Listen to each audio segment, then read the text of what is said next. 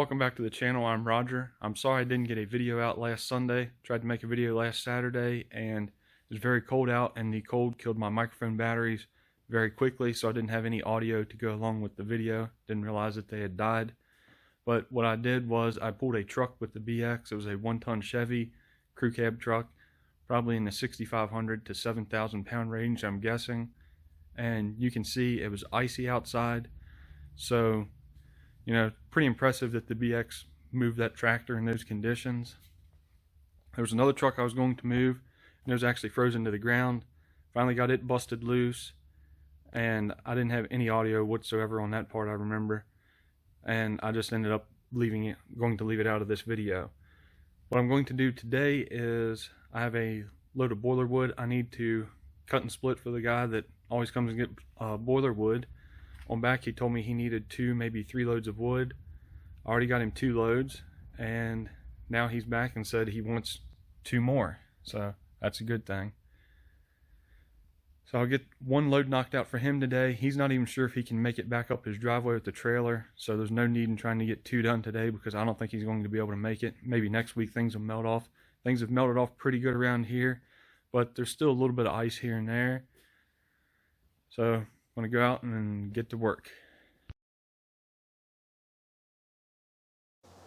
Well, when I went to pull the BX out of the building, it felt like I almost ran up over something. And as you can see, I have a flat tire. I've never, ever had a problem with the tires on this tractor. And I have a flat tire. You can see the ice on the floor where it's been sitting there like that since the last time I had it out. I can't remember if it was about a week or what. Now, the ironic thing about this is, in today's video, I was going to demo this Sevum tire inflator. It has a lithium-ion battery pack in it, so it's cordless operation. It's fully automatic. You just set the tire pressure, connect it to the valve, and let it pump the tire up. So that's what I'll do. I'll put the inflator on it, and I'll set my cell phone up so you can see how long it takes. But I mean, you can see we have a completely flat tire there that's concaved.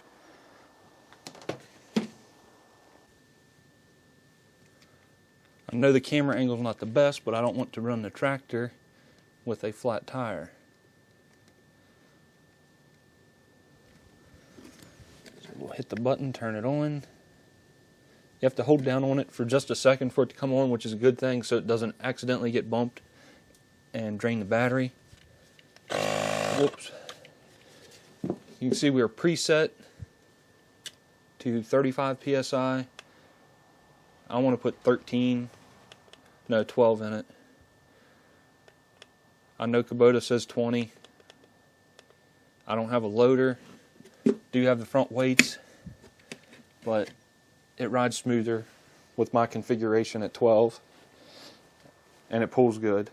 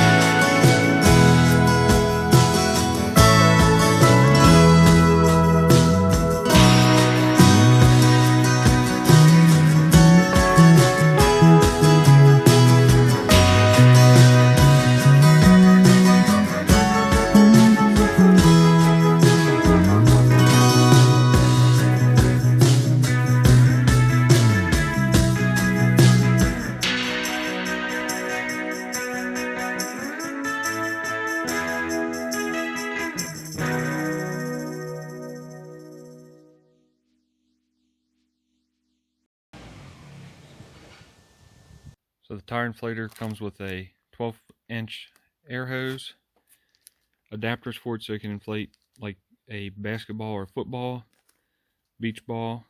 It comes with a DC power cord in case your battery is dead.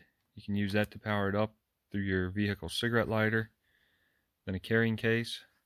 As I mentioned before, it takes just a second for it to turn on. There it's on. There are different presets. It does kilopascal, PSI, and bar. There are different presets. That's motor or bicycle. That's a sports ball, motorcycle, and car. They're all adjustable in half-pound increments. You can press this to bleed air off if there's too much air in your tire. And it also has a light.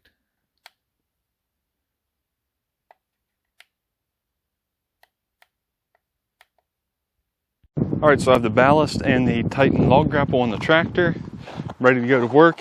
I do need to move a few logs out of the way first.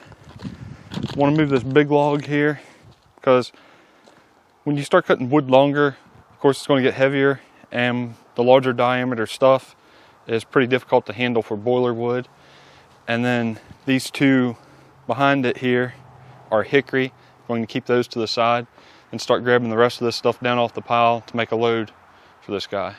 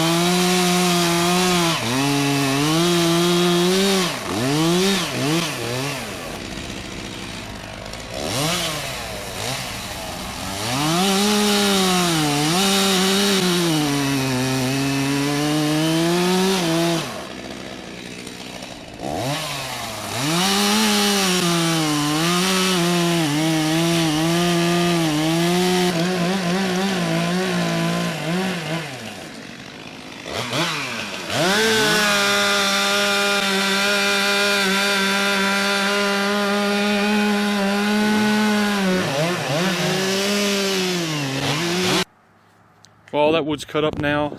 Probably going to come up just a hair short, but I was running out of room and this log was sticking out here in the way of where I need to run the tractor.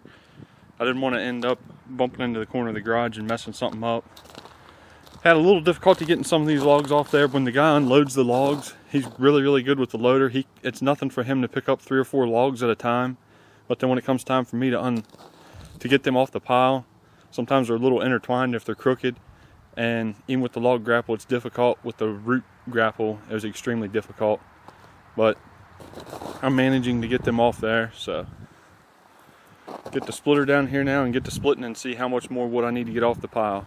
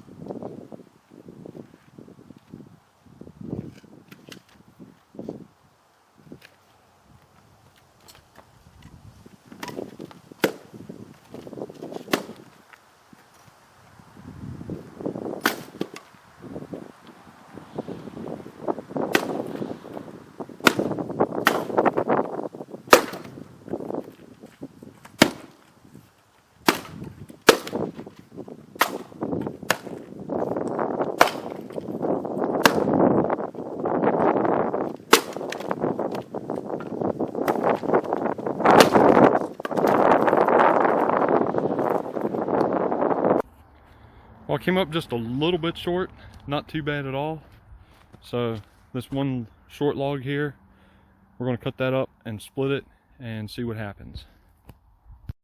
Here's the completed load of boiler wood for the customer. He's going to pick it up tomorrow. He said his driveway's in good shape, so he's going to take it home, dump it, bring the trailer back, so we can get him another load soon. When we went to split earlier today, the rack on the splitter was not returning. It rides on bearings, and the last time I was using it, I was splitting the hickory, and it was snow covered, and I guess some snow got in there and caused the bearings to rust. But we took it apart, got things cleaned up, and as you can see, it's working good now. That's why we were splitting by hand earlier today, because we really didn't want to take the time to stop and do the maintenance on the splitter. That was our first time splitting wood that was 20 inches long by hand, but things actually went pretty good today.